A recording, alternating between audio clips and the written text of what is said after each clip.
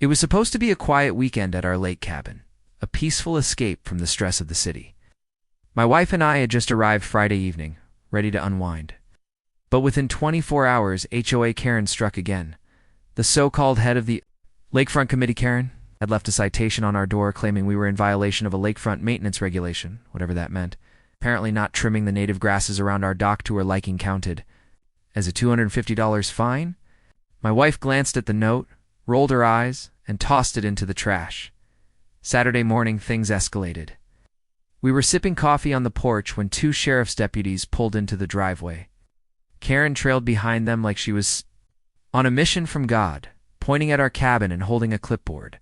The officers approached and asked about the citation. My wife calmly explained that the HOA had no legal authority to enforce fines on private property without due process. Karen cut her off mid-sentence, shouting she thinks she's above the rules. That's when my wife took out her wallet, flipped it open, and showed them her credentials, federal district judge, appointed and confirmed.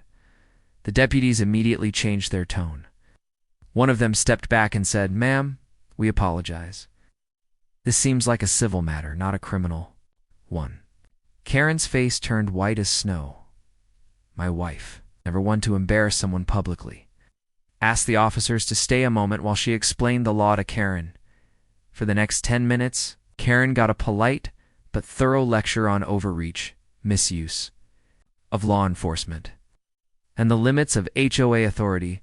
Karen didn't say a word as she turned and walked back to her golf cart, her clipboard now hanging limply at her side. The deputies chuckled, thanked us for our time, and left. That weekend turned out to be peaceful after all. No more surprise visits, no more fake fines. Karen never bothered us again, and from that day on, the entire HOA board became very careful about what they tried to enforce near our lake cabin. Sometimes the law speaks quietly and carries a very big gavel.